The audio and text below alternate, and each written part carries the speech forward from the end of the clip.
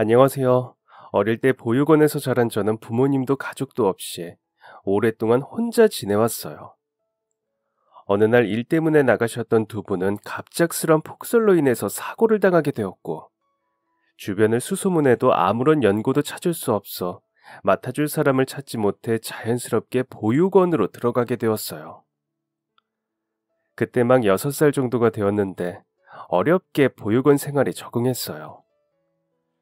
같이 생활하는 친구들이 괴롭히는 것도 아니었고, 선생님이나 원장님이 힘들게 하는 것도 아니었어요.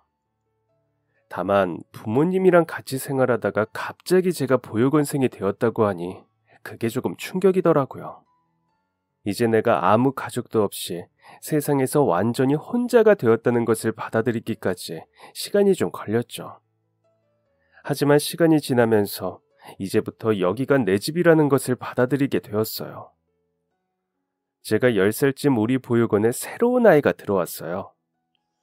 여기 근처 동네에 사는 것 같지도 않고 그 당시 시설에 있던 다른 애들이랑은 조금 달랐어요. 그리고 제가 처음 들어왔을 때처럼 적응을 힘들어 하더라고요. 항상 혼자 떨어져서 밥을 먹고 아이들이 신나서 밖으로 뛰어나가 노는 시간에도 조용히 구석에서 책을 읽고는 했어요. 밤이 되면 훌쩍이는 소리가 들렸는데 아마 가족들이 보고 싶어서 울었을 거예요. 그의 모습을 보고 있으니 여기에 처음 들어왔을 때 제 모습이 계속 떠올랐어요. 그때 외로웠던 저를 떠올리니 도저히 그냥 두고 볼 수가 없어서 그 애를 도와주기로 했죠. 아침에 학교 갈 때도 항상 챙겨서 데리고 다니고, 보육원으로 돌아올 때도 손을 꼭 잡고 데려왔어요. 밥 먹을 때도 간식 시간에도 마치 제 친동생이라도 되는 것처럼 옆에 딱 붙어서 그 애를 돌봐주었죠. 밤에는 혼자 훌쩍이면서 울 때마다 곁에 다가가서 등을 두드려주거나 동화책을 읽어주기도 했어요. 처음에는 마음을 닫고 있던 그 아이도 어느새 저에게는 차차 마음을 열기 시작했는데요. 시간이 지나면서 점차 저를 친언니처럼 따르기 시작하더라고요. 이제는 먼저 이야기하지 않아도 항상 제가 학교 끝날 때까지 저희 교실 앞에서 기다리고 있고, 어디를 가더라도 늘 제 뒤를 졸졸 쫓아다녔어요. 저를 언니처럼 잘 따르는 모습을 보니 저 역시도 친동생처럼 느껴져 더욱 잘해주게 되었고요. 들어보니 그 애 역시 부모님을 사고로 잃었다고 하더라고요. 그래서인지 저희 사이에는 공통점이 더 많다고 느꼈던 것 같아요. 부모님은 무슨 봉사활동을 하신다고 했는데, 그래서 어떤 나라에 갔다가 거기서 사고가 생겨서 돌아오지 못했다고 했어요. 자기도 어른들이 하는 이야기를 들은 거라 자세히는 몰랐지만 아무리 찾아도 부모님을 찾을 수 없었고, 어쩔 수 없이 할머니 댁에 맡겨져 우리 동네 쪽으로 이사를 오게 되었다고 해요. 그런데 할머니 또한 자식을 잃은 슬픔 때문인지 돌아가시게 되면서 다른 곳에도 갈 데가 없어져 보육원으로 오게 되었다네요. 엄마랑 아빠 보고 싶어? 응, 엄마랑 아빠가 잘 기다리고 있으면 선물 꼭 사서 온다고 했는데, 아픈 사람들 도와주고 착한 일 많이 해서 꼭 온다고 했어. 언니, 엄마랑 아빠가 왜 사람들이 구해주러 안 오나 기다리고 있으면 어떡하지? 막 무서운 곳에 있는 거면 어떡해? 엄마랑 아빠가 나 찾고 있으면? 이제 할머니도 없고 할머니 집도 없는데 나 잃어버려서 못 찾으면 어떡하지? 그의 간절한 바람은 시간이 지나면서 옅어졌어요. 한 달, 2달, 그리고 해가 바뀌면서 자기 부모님은 그때 사고로 세상을 떠나셨구나 하고 받아들이게 되었죠.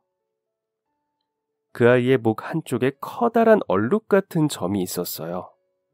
보육원 아이라고 하니 여러 애들이 안 씻어서 그런 거 아니냐면서 놀리더라고요. 처음에는 장난이니 저러다 말겠지 싶었죠. 저는 옆에 중학교에 다니고 있었고, 그 애는 초등학교 졸업을 앞두고 있었는데 사고 하나가 터졌어요. 장난이 선을 넘어 몇몇 아이들이 비눗물을 풀어서 그 애가 지나가는데 머리 위에서 뿌린 거예요. 순식간에 온몸이 홀딱 젖어서는 엉엉 울었는데 다행히 운동장에서 그 모습을 본 친구가 저에게 바로 달려와 알려주었어요. 얼른 교실에 있던 체육복과 휴지, 그리고 반 친구에게 손수건을 빌려 초등학교 건물로 달려갔어요. 갔더니 교실에는 내 모습이 보이지 않아 찾아보니까 학교 건물 뒤편에서 혼자 쪼그려 앉아 울고 있더라고요. 얼른 화장실로 데려가서 수건으로 애 머리를 닦아주고 가지고 갔던 체육복을 갈아입도록 했어요. 그리고 담임 선생님에게 이야기해 조퇴를 받아 보육원까지 데려다 주었어요. 아이는 가는 길에 속상해하면서 엉엉 울었어요. 물론 지금 속상할 수 있어. 언니 앞에서는 언제든지 펑펑 울어도 돼. 그런데 친구들 앞에서는 이제 울지 않으려고 해보자. 아이들이 놀릴 때마다 울거나 도망치지 말고 당당하게 이야기해. 하지 말라고. 그 점은 네가 안 씻거나 깨끗하지 않아서 생긴 얼룩이 아니잖아. 그 친구들이 너에 대해서 나쁘게 이야기하는 것을 참고만 있으면 안 돼. 언제나 싸움하는 것은 좋지 않지만 때로는 불합리한 것에 대해 너의 의견을 이야기하고 맞서는 것도 중요해. 아닌 건 아니라고 똑부러지게 말할 줄도 알아야 하거든. 지금은 언니가 바로 옆에 중학교에 다니니까 널 도와줄 수 있지만 내년이면 고등학교를 더 멀리 다니게 될 텐데 그때는 이렇게 바로 달려와 줄 수 없을지도 몰라. 그러니까 너를 위해서도 언니를 위해서도 네가 더 당당해져야 해. 할 수 있겠어? 언니 말이 맞아. 나 어릴 때 엄마랑 아빠가 항상 이 점 보면서 천사님이 이불을 덮어준 것 같다고 했어. 엄마랑 아빠는 항상 이 점을 보고 사랑스럽다고 했는데 맞아. 언제까지 언니 뒤에만 숨어있는 어린애일 수는 없지. 언니, 내일부터는 누가 놀리거나 괴롭히면 하지 말라고 당당하게 이야기해볼게. 고마워. 그리고 다음날 학교에서 아이들이 또 놀리길래 이번엔 크게 한마디 했다고 하더라고요. 자기는 매일 깨끗하게 너보다 잘 씻는다고 너부터 세수나 하고 오라고 맞받아치기도 했다니 하루 만에 엄청나게 큰 변화였죠. 저러다 싸움이라도 나는 거 아닌가 조마조마했는데 오히려 조용했던 아이가 갑자기 달려드니까 겁을 먹은 건지 다행히 그 후로는 놀리는 친구들이 줄어들었다고 해요. 그리고 남자애들한테 당당하게 맞서는 모습을 보고 여자친구들이 이런 모습이 있는 줄 몰랐다고 멋있다면서 교실에서 인기쟁이가 되었다네요. 덕분에 저는 마음 편하게 고등학교로 진학할 수 있었어요. 하루라도 빨리 돈을 벌고 싶어서 자격증도 따고 전문 기술을 배우려고 실업계 고등학교로 진학했는데요. 우리 보육원 친구 중에 어릴 때부터 같이 지내던 아이도 저랑 같은 고등학교에 가게 되어서 3년 내내 함께 등하교 했어요. 고등학교 내내 등교랑 하교도 같이 하고 점심시간이나 쉬는 시간에도 자주 붙어 다녔는데요. 어릴 때부터 시설에서 꽤 오래 보긴 했었지만 저랑은 성격이나 취향이 달라서 아주 친하지는 않았는데 고등학교를 함께 다니면서 완전 친한 친구가 되었어요. 그 친구는 졸업하면 바로 서울에 가서 살고 싶다고 늘 이야기하며 거기서 자리 잡으면 저도 올라와서 같이 살자고 말하고는 했죠. 저희는 졸업하고 나서도 연락하자고 약속했고 고등학교를 마무리하며 각자 자신이 원하는 길로 향했어요. 그리고 고등학교를 졸업 후 저는 근처의 작은 회사에 취직했어요. 컴퓨터로 전산 입력을 하고 영수증을 정리하고 계산해서 제출하는 일 등을 했죠. 전산과 회계 업무라고는 하지만 대부분은 허드렛 일이었어요. 탕비실을 정리한다거나 물건을 채워두거나 다른 직원분들 심부름을 하고 손님이 오시면 커피를 내어드리는 그런 일이었죠. 그래도 졸업하고 취업해서 직장도 갖게 되고 돈도 버니까 뭔가 어른이 된 것 같기도 하고 뿌듯함이 느껴지더라고요. 또 직접 돈을 버니까 쓰고 싶은 곳에 쓸 수도 있고요. 그래봤자 옷이나 화장품 몇 개를 사고 나머지는 동생들 간식비나 스티커 같은 걸 사주는 게 다였지만요. 고등학교를 함께 다닌 친구는 졸업 후에도 꾸준히 연락했어요. 서울에 아는 사람이 있어 그 소개로 어떤 직장을 다니게 되었는데 월급이 엄청 많다고 하더라고요. 그게 진짜인지 가끔 보육원에 방문할 때마다 승용차를 타고 장난감이나 간식도 잔뜩 사서 오고는 했어요. 우와, 너 서울 가더니 진짜 성공했다.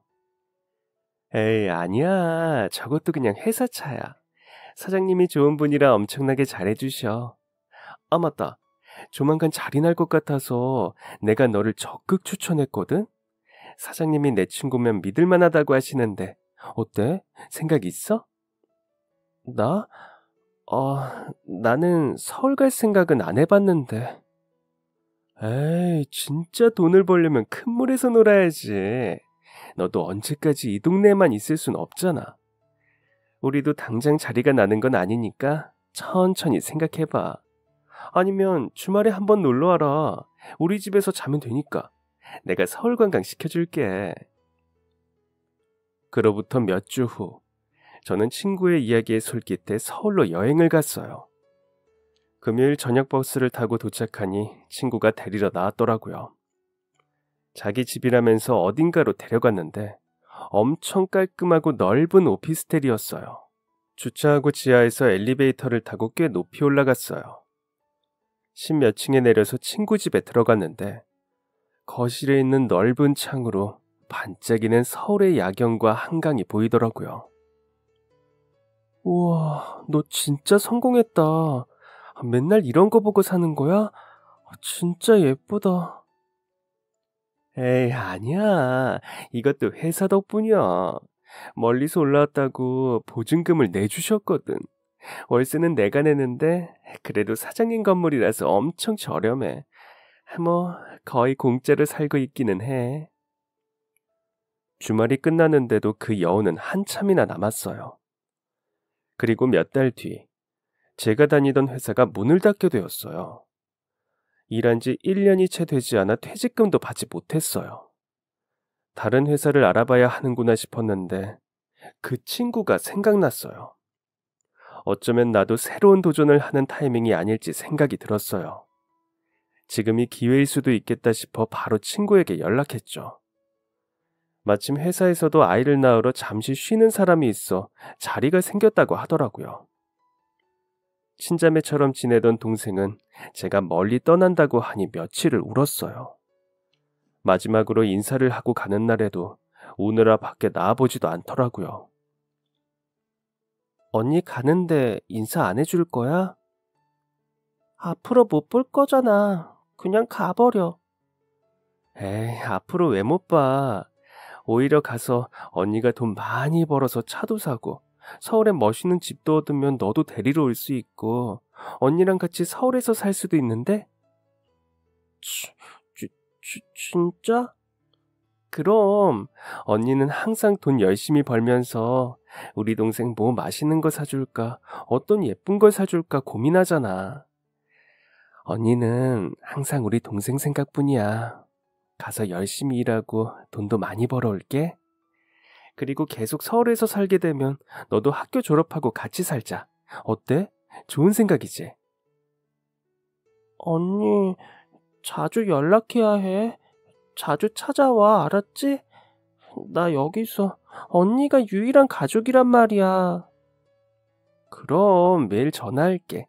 시간 날 때마다 내려올게. 나한테도 네가 유일한 가족이야. 너는 열심히 공부하고 나는 열심히 돈 벌어서 졸업하면 우리 같이 살자. 알겠지? 약속. 그렇게 우는 동생을 달래고 손가락을 걸어 약속하고 저는 서울로 떠났어요. 하지만 그때는 몰랐어요. 그게 저희의 마지막이 될 거라는 것을요. 친구랑 같은 건물이었지만 다른 층에 있는 원룸에서 지냈는데 나중에 정직원이 되면 그 애가 사는 곳처럼 방 2개짜리 집으로도 옮겨주고 차도 나온다고 하더라고요. 월급도 수습기간은 이전 직장과 비슷한 수준이었어요. 언젠가 보육원에 두고 온 동생과 둘이 한강이 보이는 방 2개짜리 집에서 같이 살게 될 것을 떠올리며 열심히 일을 했어요. 일도 어렵지 않았고 사람들도 모두 잘해주셨어요. 다만 마음에 걸리는 게 있었다면 근무를 시작할 때쯤 제가 냈던 돈이었어요. 여기서 집도 구해주고 차도 구해주잖아. 월급도 정말 많이 주고. 사장님이 마음씨가 좋아서 그렇게 해주시는 건데 그걸 악용하는 사람들이 있더라고. 그래서 전에 차도 그냥 가지고 도망쳐버리는 사람들도 있고, 받을 거 다 받고는 갑자기 출근 안 해버리는 사람들이 있어서 그런 일이 없도록 예방 차원에서 내는 거야. 어차피 월급도 잘 나오고 집도 해결되고 밥도 회사에서 먹을 수 있으니까 한동안 큰돈 들어갈 일도 없어. 그리고 돈도 6개월 뒤에 다시 돌려주니까 걱정할 것도 없고, 오히려 사장님이 잘 아는 은행분 통해서 적금 통장에 넣어두는데 그게 이자가 엄청나서 난 6개월이 지나도 안 돌려받고 그냥 거기에 넣어두고 계속 이자 받고 있어. 꽤 큰 금액이었는데 제 기준에서는 그동안 제가 모았던 돈의 거의 전부였어요. 그래도 3개월 뒤에는 급여가 확 오르기 때문에 괜찮다 싶었어요. 3개월 수습기간은 월세도 내지 않아도 된다고 해서 식비 외에는 딱히 돈이 들어갈 곳도 없었어요. 그렇게 4개월째가 되니 정말 통장에 어마어마한 금액이 찍혔어요. 이 정도의 돈을 벌 수도 있구나, 입이 떡 벌어졌죠. 이 돈으로 뭘 해야 하나 싶었어요. 사실 어디에 딱히 쓸 곳도 없어서 그냥 통장에 그대로 넣어두었어요. 이 기회에 꾸준히 모아야겠다 싶었거든요. 보육원에 있는 동생이 공부를 무척이나 잘하는데 나중에 사람들을 도와주는 게 꿈이라고 의사가 되고 싶다고 했어요. 들어보니 의대는 돈도 많이 들어간다고 하길래 나중에 등록금이라도 보태려면 한 푼이라도 더 모아두는 게 낫겠다 싶었어요. 저에게는 정말 친동생 같은 친구라 헤어질 때 나중에 같이 살자고 했던 약속도 진심이었거든요. 하지만 문제는 5개월째에 생겼어요. 어느 날 아침 출근을 했는데 사무실에 사람들이 잔뜩 서 있더라고요. 이 사장 어디 갔어? 사장 나오라고 해. 무슨 일이세요? 뭐야, 당신 여기 직원이야?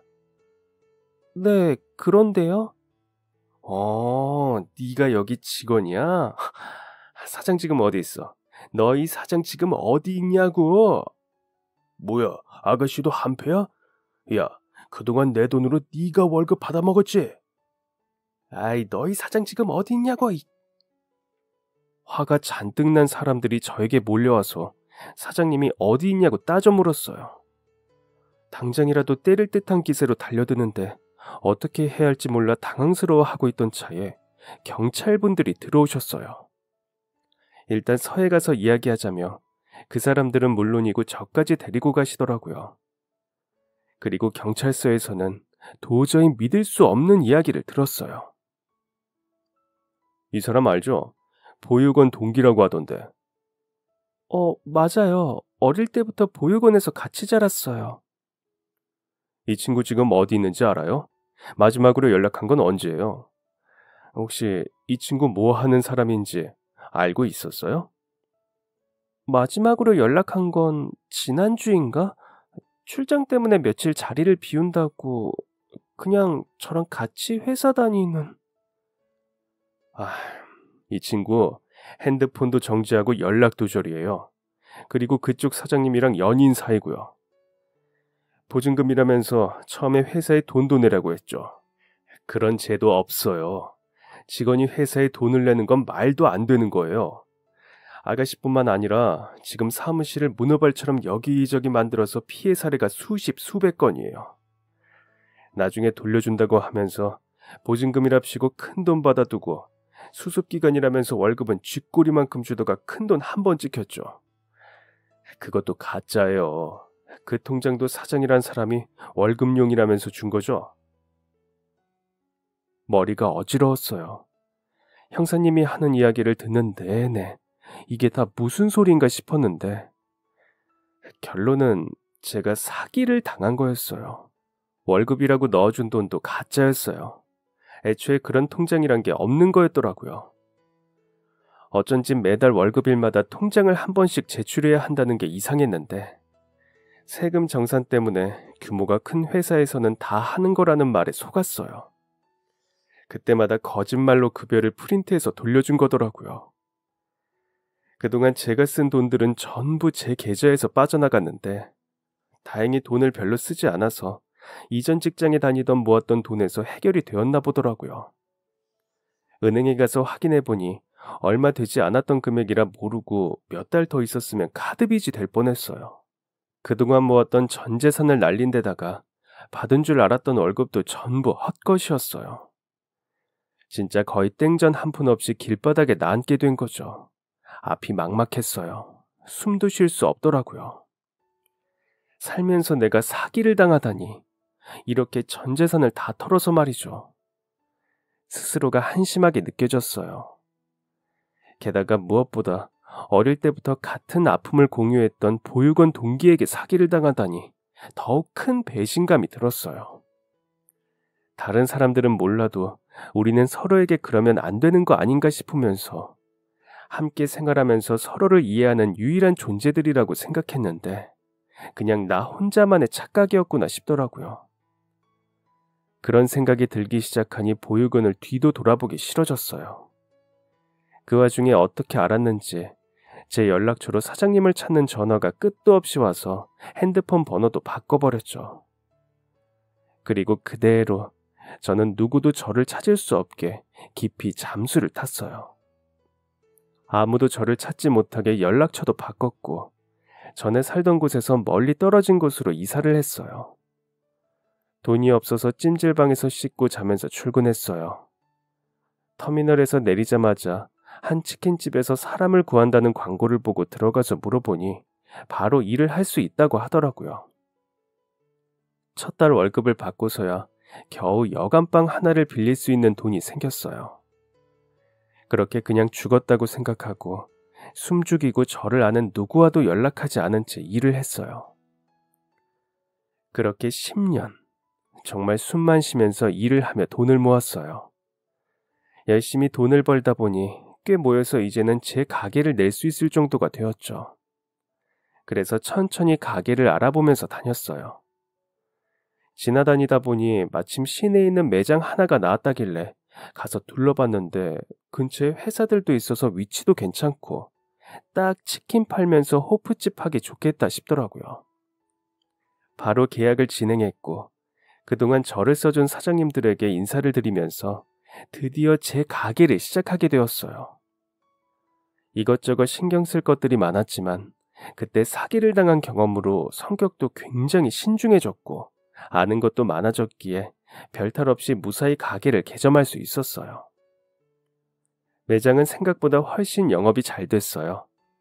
저녁쯤이 되면 퇴근한 직장인들로 항상 가게가 북적거렸거든요. 치킨이랑 어묵탕, 그리고 짬뽕탕을 판매했는데 그래서 퇴근하고 간단하게 식사 겸 술 한잔 하러도 오고 회식 장소로도 예약이 꽤 들어왔어요. 덕분에 매출은 걱정하지 않을 정도로 나왔어요. 그리고 금요일 저녁마다 직장 동료와 함께 오는 한 남자분이 있었어요.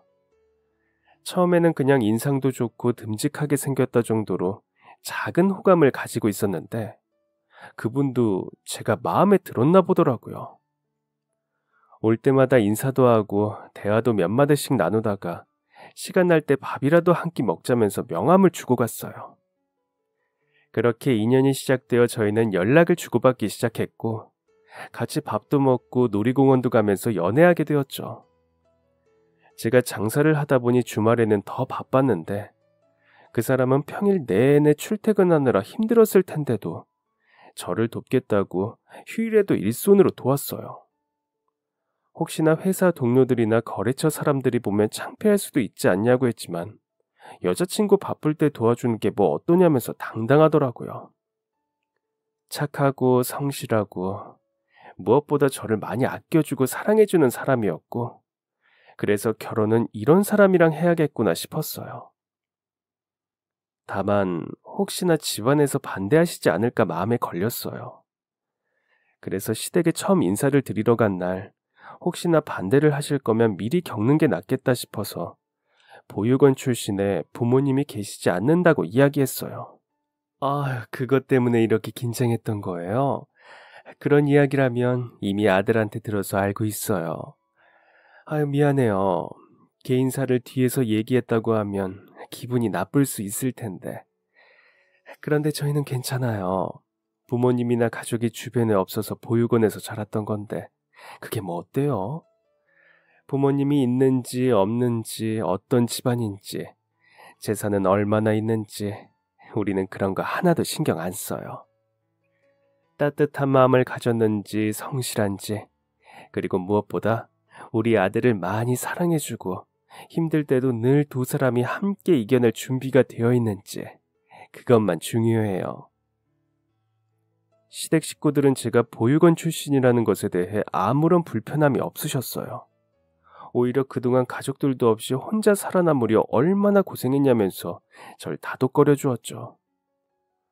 아무것도 없이 지금은 무려 사장님이 되었으니 얼마나 대단하냐고 절 자랑스러워 하셨어요.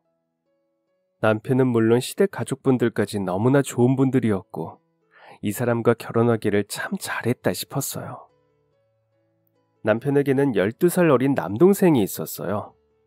나이 차이가 꽤 나는 남동생이었는데 막둥이라고 철이 없는 것도 아니고 오히려 부모님과 형을 잘 따르는 순한 사람이었어요. 마음씨도 착하고 저를 어려워하기보다 먼저 사근사근 다가오면서 종종 애교도 부리면서 친해지기 위해 많이 노력해줬어요. 덕분에 저 역시 시댁에 더욱 빠르게 적응할 수 있었고 시동생이라는 느낌보다는 남동생이 하나 생긴 기분이었어요. 그러다 보니 자연스럽게 저도 시동생을 많이 챙기게 되고 더 잘해주고 싶다는 생각이 들더라고요. 도련님은 대학을 졸업한 후 취업 준비를 하면서 아르바이트를 하고 있었어요. 시험 합격을 위해서 공부하면서도 가족들에게 부담을 주고 싶지 않다며 아르바이트를 하고 있었는데 가끔 들어보니 거기 사장님이 노동법도 제대로 지키지 않고 너무 과하다 싶을 정도로 일을 시키는 것 같더라고요. 시급도 들어보니 거의 최저임금이라 안 되겠다 싶은 생각이 들었어요. 저에게는 친동생 같은 존재였기 때문에 도저히 그냥 두고 볼 수 없었죠. 그래서 그곳을 그만두고 저희 가게에서 일을 해달라고 제안했어요. 일하는 센스도 너무 좋고 친절해서 손님들도 좋아했어요. 특히 근처에 다니는 여자 사원들이 도련님이 서빙을 하러 가면 엄청 좋아하더라고요. 스쿠터도 운전할 줄 알아서 배달 일까지 도맡아서 해줬는데 도련님이 일한 이후로 매출이 더 올라갔어요. 그래서 월급도 넉넉하게 주고 틈날 때마다 공부도 할 수 있게 뒤쪽에 책상이랑 자리도 마련해 주었어요. 남편은 다니던 직장에서 새로운 지역으로 발령이 났어요. 지금 사는 곳과는 아주 멀리 떨어진 곳이라 출퇴근은 절대 무리였고 남편 혼자 떨어져 사는 것도 영 마음이 불편하더라고요. 그래서 고민 끝에 운영하는 가게를 정리하고 그곳에 가서 다시 열기로 했어요. 어차피 저도 그 동네에서 꽤 오래 지내왔고 가게도 한 번은 리뉴얼을 해야겠다고 생각하고 있었기에 겸사겸사 오히려 잘 됐다 싶었죠. 일 잘하는 도련님에게 혹시 함께 갈 생각이 있는지 물어보니 흔쾌히 가겠다고 해줘서 저희 세 사람은 새로운 동네로 이사를 했어요. 그렇게 이삿짐 차를 타고 지나가는데 뭔가 저기다! 가게가 갑자기 눈에 확 띄더라고요. 그래서 이삿짐을 정리하자마자 그 가게로 달려갔어요. 왜인지는 모르겠지만 뭔가 느낌이 확 오는 그런 곳이었어요. 바로 계약을 진행했고 공사부터 준비까지 한 달 정도 시간이 걸렸어요. 가게 문을 연 첫날이었어요. 진짜 기름의 온도를 올리고 가게 문을 딱 여는데 한 노부부랑 눈이 마주쳤어요. 혹시 지금 치킨 되나요? 이사한 가게에서 첫 손님이었던 나이가 지긋한 부부는 매장에서 치킨을 기다리는 동안 다정하게 이야기를 나누고 계셨어요. 서로 손을 맞잡고 이런저런 이야기를 나누는 모습을 보는데 너무 아름답더라고요. 가게 문을 열자마자 찾아와 주신 것도 감사해서 감자튀김이랑 치즈볼도 서비스로 넣었어요. 그랬더니 너무 감사하다며 앞으로 단골되어야겠다고 웃으시면서 돌아가시더라고요. 그런데 진짜 그 다음 주에 또 찾아오셨어요. 그 뒤로도 한 달에 2-3번 정도 자주 오시면서 거의 주에 한 번씩은 우리 집에서 치킨을 사가셨어요. 부인이랑 함께 오시기도 했는데 언제 봐도 사이가 참 좋은 다정한 모습이었어요. 부부 사이가 너무 다정해서 친해지고 난 뒤에 혹시 자녀분이나 다른 가족들은 없는지 여쭤봤는데 딸이 하나 있다고 하시더라고요. 사실 우리 딸이 여기 치킨을 정말 좋아해요. 이렇게 맛있는 치킨은 태어나서 처음 먹어본다나 뭐라나. 그래서 딸이 먹고 싶다고 할 때마다 사가는 거예요. 오랫동안 떨어져 있다가 다시 같이 사는 거라 남편이 완전 딸바보가 되었거든요. 딸내미가 먹고 싶다고 하면 다음날 치킨집 개업하는 시간만 기다리는데 아유 그 모습이 어찌나 귀여운지. 저도 우리 딸이랑 다시 만나서 너무 반갑지만 남편이 하는 거에는 반도 못 따라가요. 따님이 어디 유학이라도 다녀오셨나 봐요. 오랜만에 다시 만나다니 더 반가우시겠어요. 친해지고 나니 부부는 종종 딸의 이야기를 하고는 했어요. 딸 이야기를 할 때면 눈에서 꿀이 뚝뚝 떨어지는 듯이 보였는데 두 분이 얼마나 그 아이를 사랑하는지 알 수 있었죠. 공부도 아주 잘해서 유명한 대학을 나왔다고 하면서 곁에 있어주지 못한 시간이 많았는데도 잘 자라주어서 너무 기특하다고 늘 칭찬을 아끼지 않으셨어요. 그리고 열심히 준비한 덕분인지 도련님도 마침내 시험에 합격했어요. 특별히 제가 축하 파티를 마련했는데 거기서 깜짝 발표하더라고요. 바로 결혼할 사람이 생겼다는 거였어요. 그동안 치킨집에서 일하고 공부만 하는 줄 알았는데 알고 보니 연애도 하고 있었더라고요. 만난 지 1년이 좀 넘었다는 이야기를 들으니 저희가 가게를 이사 오면서 만난 것 같았어요. 자세한 이야기는 나중에 다 같이 만난 자리에서 해주겠다고 했는데 가족들에게 소개를 해주기로 한 날이 딱 중요한 축구 경기가 있는 날이더라고요. 어쩌죠? 이날 이미 단체 예약이 2개나 들어와 있어서 가게 문을 닫을 수가 없을 것 같은데. 어쩔 수 없죠. 그러면 부모님이랑 형이랑 먼저 자리할게요. 어차피 정식 상견례는 2주 뒤에 하기로 했으니까 그때 놔주세요. 이미 예약을 다 받아두어서 어쩔 수 없이 이번 자리는 저를 빼고 참석하기로 했어요. 나중에 남편에게 들어보니 얼굴도 예쁘고 현재 의사로 일하고 있는 엘리트라고 하더라고요. 말하는 것도 사람이 참 됨됨이가 되었다 싶을 정도로 참하고 속도 깊은 것 같다고 했어요. 집도 꽤 잘 산다고 하는데 돈 많은 사람이라는 느낌보다는 어딘가 잘 배웠다는 귀티가 흘렀다네요. 어떤 사람인지 궁금하기는 했지만 외동딸이라서 다음 상견례 때는 혼자 나온다는 이야기를 듣고 괜히 가족들이 많이 나가면 부담이 될 것 같아 나는 가지 말아야겠다 속으로 생각했어요. 그런데 상견례 날이 다가오니 어머니께서 저에게도 같이 나가자고 연락이 왔어요.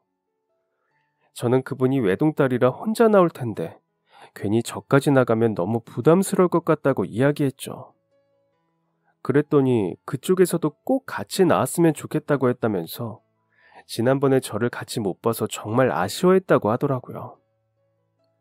그렇게까지 이야기하시니 차마 더는 거절을 할 수 없어서 가게 문을 닫고 상견례에 참석했어요.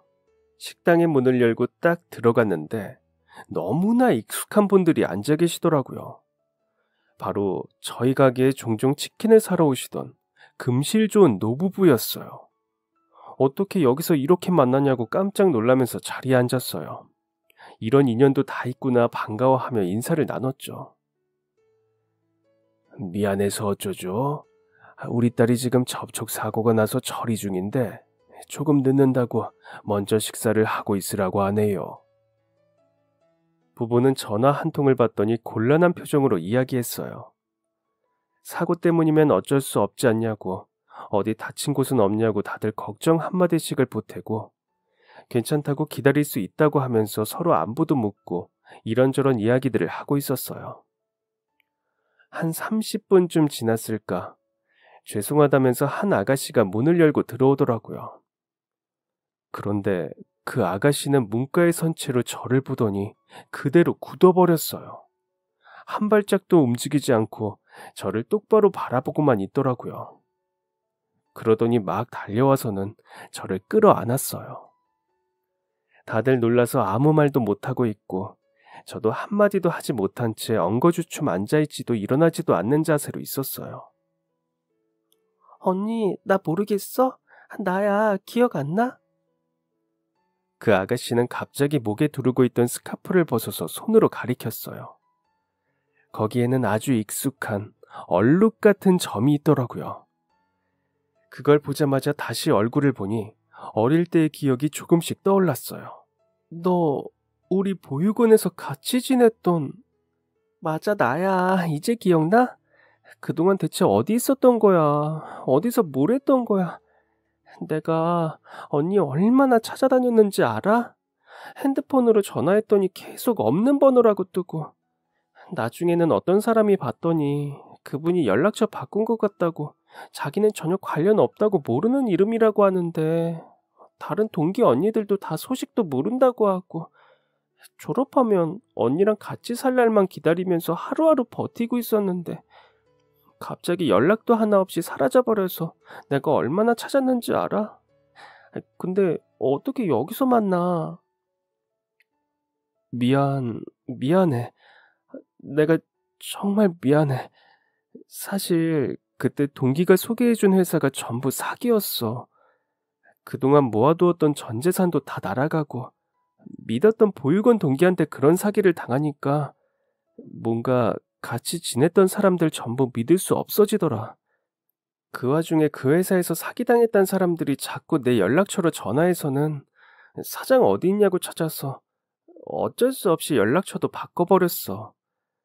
그때는 나도 정신이 너무 없었고 내가 다른 사람을 생각할 마음의 여유가 없었어. 그리고 그냥 보육원과 관련된 모든 걸 다 보기가 싫어서 네가 그렇게 기다리고 있을 거라고 생각 못했어. 미안해. 내가 그때는 나만 생각하느라. 그런 일이 있었어? 그럴수록 더더욱 말했어야지. 언니랑 나 유일한 가족이라며. 언니가 그랬었잖아. 나는 그것도 모르고 갑자기 무슨 일이라도 생겼나? 혹시 어디서 험한 일이라도 당했나? 매일 얼마나 걱정했는지 몰라. 뉴스에 언니랑 비슷한 나이대의 사람이 안 좋은 일을 당했단 기사라도 나오면 혹시 맞을까봐 기자들한테 이메일도 보내고 경찰서에 전화도 하고 한동안은 지나가다가 먼저 나를 알아보지 않을까 싶어서 일부러 목에 있는 점도 가리지 않고 다녔어. 마지막으로 소식 들었던 게 언니가 서울 갔던 거라 알지도 못하는 동네들을 괜히 돌아다니기도 했어. 혹시라도 우연히 마주칠까봐. 내가 정말 얼마나 소식을 기다렸는지 몰라. 그렇게 애타게 찾아도 만나지 못했었는데 인연이라는 게 이런 건가 봐. 예상치 못한 순간에 이렇게 딱 나타나는 거. 언니, 그동안 너무 보고 싶었어. 저희는 서로를 부둥켜 안고 한참을 미안하다, 보고 싶었다는 이야기를 했어요. 감정을 조금 식히면서 저희는 자리에 앉았어요. 그리고 이 상황을 궁금해하는 가족들에게 처음 만났을 때부터 어떻게 헤어지게 되었는지를 천천히 설명해드렸죠. 그런데 어떻게 된 거야? 부모님이라니. 입양이라도 간 거야? 아, 맞다. 언니, 우리 부모님 처음 보지? 아니, 이분들이 날 낳아주신 진짜 부모님이야. 뭐? 진짜 부모님을 찾았다고? 응. 어느 날 기사를 봤는데 누가 경찰에 실종신고 관련해서 유전자를 등록해서 가족들을 찾았다고 하더라고. 그때까지도 나는 한편으로 부모님이 혹시나 나를 찾고 있지는 않을까 하는 생각을 했어. 그래서 대학생 때 근처 경찰서에 가서 유전자 등록을 했지. 그런데 진짜로 나중에 연락이 왔더라고. 솔직히 반신반의했어. 부모님이 나를 찾고 있지는 않을까 기대를 했지만 한편으로는 이렇게 오랫동안 만나지 못했던 건 아무도 찾지 않기 때문이란 생각도 들었거든. 그래서 불안하고 초조한 마음으로 기다렸는데 알고 보니 부모님도 그때까지 나를 찾고 계셨던 거야. 유전자 일치까지 확인하고 그때부터 쭉 부모님이랑 같이 살고 있어. 그리고 나도 부모님 따라서 의사가 되었고. 저희도 혹시나 해서 유전자 등록을 해놨던 건데 진짜 연락이 와서 얼마나 놀랐는지 몰라요. 하나뿐인 딸을 찾고 싶다는 생각은 간절했지만 사람이라는 게 어느 순간부터는 답이 오지 않으니 조금씩 포기하게 되더라고요. 이대로 영영 찾을 수 없겠구나 싶어 어디서든 제발 잘 살아있어만 달라고 했는데 이렇게 딸을 찾게 된 게 매일 얼굴을 보면서도 믿어지지가 않아요. 그냥 오랫동안 떨어져 있다가 다시 만나게 되었다고 하셔서 딸이 어디 유학이라도 다녀왔구나 했어요. 저랑 같은 보육원에 있던 동생일 거라고는 생각도 못했는데 그동안 이렇게 가까이에 있었다니. 단골 손님분들을 상견례에서 만난 것만으로도 너무 신기한데 저랑 친자매 갔던 친구의 부모님이라니 정말 신기한 인연이네요. 게다가 너는 의사가 됐어? 어릴 때부터 꿈이라고 했었는데 현실로 이뤘구나. 어릴 때부터 공부도 엄청나게 잘했었는데 너 의대 갈 거 생각해서 내가 막 돈도 모으고 그랬었는데. 뭐? 그랬었어? 전혀 몰랐어. 맞아. 그리고 우리 부모님 두 분 다 의사야.